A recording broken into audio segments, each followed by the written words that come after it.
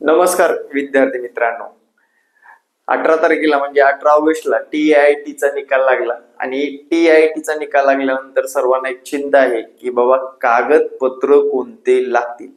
आता सर्वात महत्वाचं कट ऑफ बाबत मी व्हिडिओ बनवलेला आहे. स्पष्ट विद्यार्थ्यांना पटलेला पण आहे की काय जागा येण्यावर आपलं कट ऑफ ठरणार आहे. मित्रांनो, केवढ्या जागा येतात त्यानुसार आपलं कट ऑफ ठरेल आणि विषयानुसार आरक्षणानुसार पुरुष महिला रिझर्वेशन समांतर रिझर्वेशन या सर्व गोष्टीचा विचार करता ते कट ऑफ ठरत असतं. चला मित्रांनो, आपण आज कागदपत्राबाबत सविस्तर चर्चा करणार आहोत. बघा मित्रांनो, आपण म्हणजे सिलेक्शन प्रोसेस पासून ते कागदपत्रापर्यंत सर्व स्वतःच्या डोळ्याने अनुभवलेले आहे. या सर्व गोष्टीचा आपण विचार करता विद्यार्थी मित्रांनो, आगामी काळामध्ये सुद्धा तुम्हाला कागदपत्र अपडेटेड ठेवायचे आहेत. आता विद्यार्थी मित्रांनो, सर्वात महत्वाचं म्हणजे तुमच्याकडे आधार कार्ड असणं आवश्यक आहे.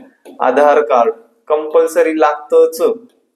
आता आधार कार्डच्या बाबतीत बरेच विद्यार्थ्यांचं पतीचं नाव असतं किंवा वडिलाचं नाव असतं, पण सर्व गोष्टी विचारात घेता कुणाचंही नाव असलं तरी काही फरक पडत नाही.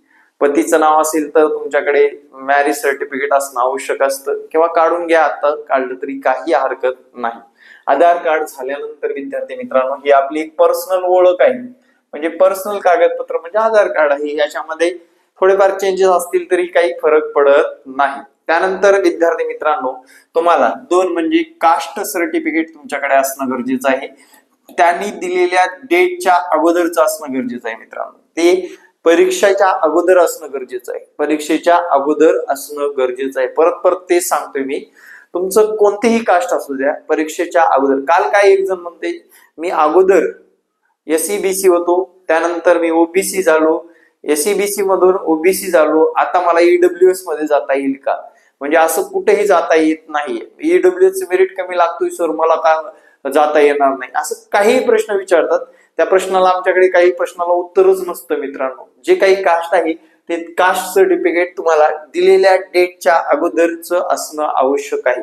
म्हणजे त्यांनी जोपर्यंत विद्यार्थी मित्रांनो आपण निवड होत नाही तोपर्यंत एक डेट देतात. म्हणजे फॉर एक्झाम्पल आपल्या आता परीक्षा झाली, परीक्षा झालेल्या डेटच्या अगोदर आपल्याला 15 दिवस अगोदर म्हणजे फॉर्म भरण्याच्या अगोदरची एक डेट दिली होती. त्या डेटच्या अगोदरचे तुमच्याकडे डॉक्युमेंट असणं आवश्यक आहे. त्यानंतर तिसरी गोष्ट म्हणजे तुमच्याकडे कंपल्सरी डोमासाईल असणं गरजेचं आहे. डोमॅसाईल म्हणजे तहसीलने दिलेला रहिवासी प्रमाणपत्र.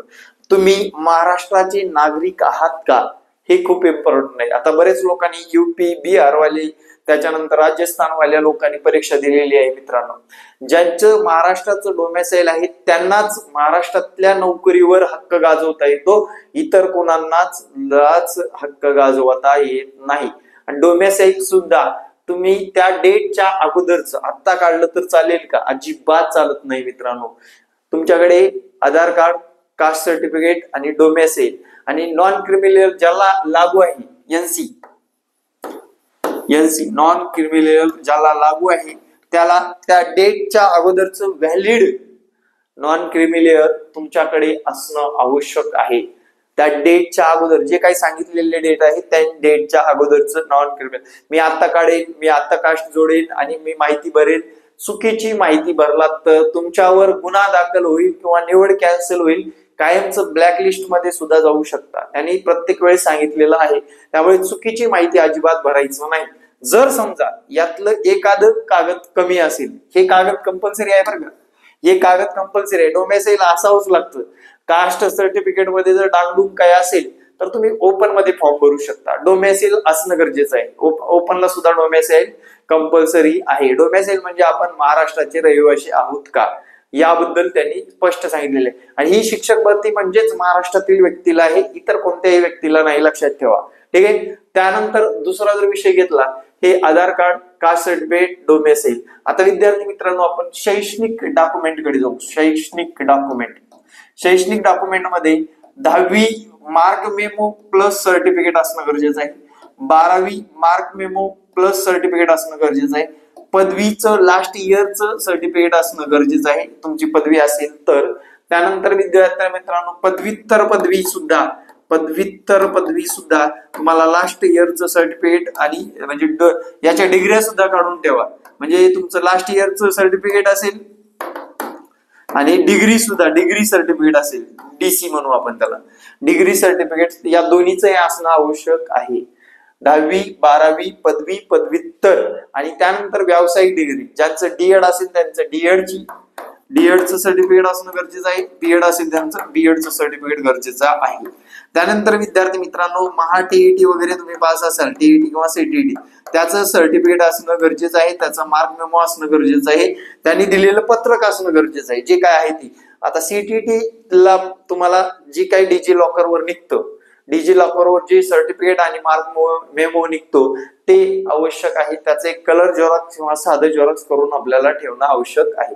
त्यानंतर विद्यार्थी मित्रांनो, आपला TAITचा स्कोअर कार्ड, आताच तुम्ही 31 तारखेपर्यंत तुम्हाला संधी आहे, TAITचं स्कोअर कार्ड तुमच्याकडे असणं आवश्यक आहे आणि ते खूप इम्पॉर्टंट आहे. ते पाहतात कलर झेरॉक्स, एक साधी झेरॉक्स त्याची मारून ठेवा. आत्ताच एकदा डेट निघून गेली, तुमचा मोबाईल हरवला, तुमचं ती काढायचं राहून गेलं तर असं करू नका.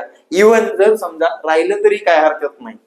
ओके, ते घेतात, सांभाळून घेतात. शेवटी मी सुद्धा कागदपत्र चेक केलेले, हे सर्व माझ्याकडे तर होतच होतं, पण एका विद्यार्थ्याकडे नव्हतं. त्यावेळेस त्यांना सुद्धा काही अडचण आलेली नाही, पण ते प्रत्यक्ष चेक करतात. आता विद्यार्थी मित्रांनो, डिजी लॉकरला हे सर्व सर्टिफिकेट असतात.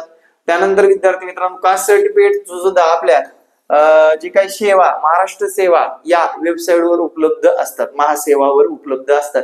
त्यामुळे याच्यामध्ये कुठलीही चुकीची माहिती किंवा कलर झेरॉक्स करून किंवा एडिट करून तयार केलेली असेल तर आपली निवड त्याच क्षणी कॅन्सल होत असते.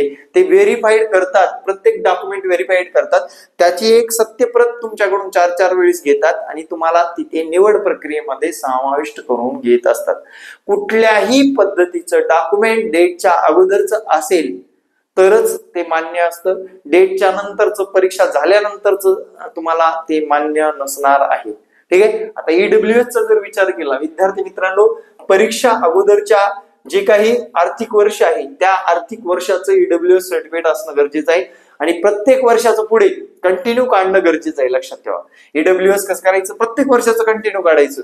म्हणजे समजा तुमची आता 2025 मध्ये एक्झाम झाली, 27 ला जर तुमचं भविष्यात सिलेक्शन व्हायला असेल तर प्रत्येक वर्षी ते अपडेटेड असणं गरजेचं आहे. विद्यार्थी मित्रांनो, मला याच्यात समस्या आली होती, एका वर्षाचं माझ्याकडे नव्हतं, पण मी शोधून पुन्हा काढलेलं होतं, ते लागलं आणि प्रत्येक वर्षाचं आमच्याकडून घेतलं, कारण त्याचं 8 लाखाच्या मध्ये उत्पन्न असतं. त्या विद्यार्थ्यांना हे EWS सर्टिफिकेट कंपल्सरी असतंच. त्यानंतर विद्यार्थी मित्रांनो, महिला आरक्षणाचं सर्टिफिकेट गरज नाही, ते बंद झालेलं आहे. महिला रिझर्वेशन मध्ये ज्या लोकांनी फॉर्म भरलाय ते रिझर्वेशन सर्टिफिकेट असलं किंवा नसलं तरी काही फरक पडत नाही.